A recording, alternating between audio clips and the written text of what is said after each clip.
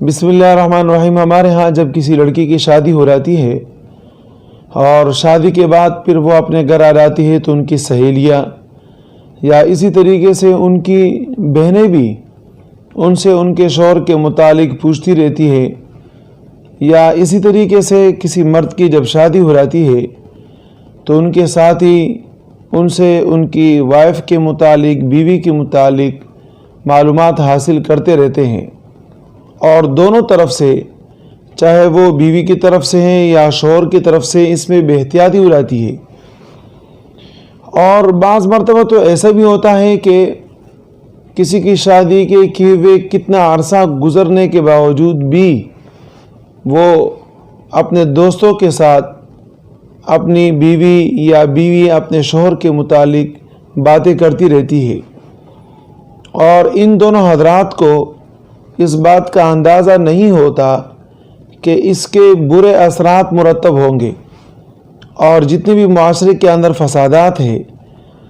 تو آپ دیکھیں اس میں ایک بڑا فساد اس بات کا بھی ہے کہ کوئی مرد اپنی بیوی کی خاصیت ہے اپنے ساتھیوں کے ساتھ شیئر کرتا ہے اور ان کو بتاتا ہے، جس کی بنا پر یہ تو اپنے ساتھیوں کو ساتھی سمجھ کر بتاتا ہے، لیکن وہ ساتھی ان کے بیوی کے بتائے ہوئے تمام کے تمام صفات کو دیکھتے رہتے ہیں۔ جیسے کہ مثال کے طور پہ ایک مرد نے بتایا کہ میری بیوی کے گال بڑے خوبصورت ہے، تو ظاہر ہے کہ اس کا دوست گویا کہ اس کے بیوی کے گال کو دیکھ رہا ہے، یا مثال کے طور پہ دوسرے اعضاء کے متعلق اپنے دوست کے ساتھ یہ باتیں شیئر کرتا ہے، تو گویا کہ اس کا وہ دوست اس کی بیوی کو دیکھ رہا ہے، جو نبی اکرم صلی اللہ علیہ وسلم نے بھی اسی طرح فرمایا کأنہ ینظر الیہا، گویا کہ وہ آدمی اس کی بیوی کو دیکھ رہا ہے۔ اور جب کوئی عورت کسی عورت کے ساتھ، اپنی سہیلی کے ساتھ، اپنے پڑوسن کے ساتھ، اپنی بہن کے ساتھ اپنے شوہر کی صفات کے متعلق باتیں کرتی ہے تو اس کے متعلق بھی پیارے حبیب صلی اللہ علیہ وسلم کا فرمان ہے کأنہ ینظر الیہ، گویا کہ یہ عورت اس کے شوہر کو دیکھ رہی ہے۔ اب آپ دیکھیے کہ عام طور پر جو لوگوں کے ہاں قتلیں ہوتی ہے اور گھروں میں فساد برپا ہوتا ہے تو اس کی وجہ کیا ہوتی ہے؟ اس کی وجہ یہی ہوتی ہے کہ ہم ان چیزوں میں بے احتیاطی کر جاتے ہیں، اور بے احتیاطی کرنے کی صورت میں ظاہر ہے کہ پھر وہ مرد اس کے اپنے دوست کی بیوی کے ساتھ تعلقات بنانا شروع کر دیتا ہے، یا کوئی عورت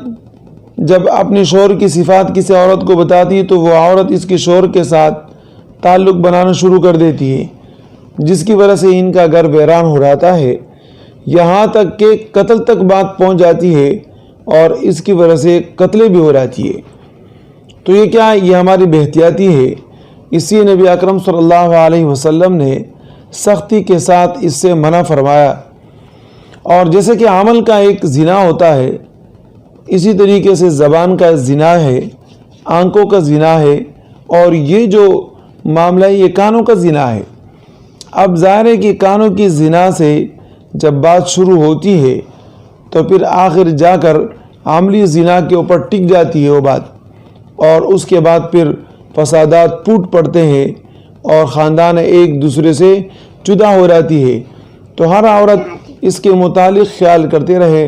اور اپنے آپ کی حفاظت کرتی رہے۔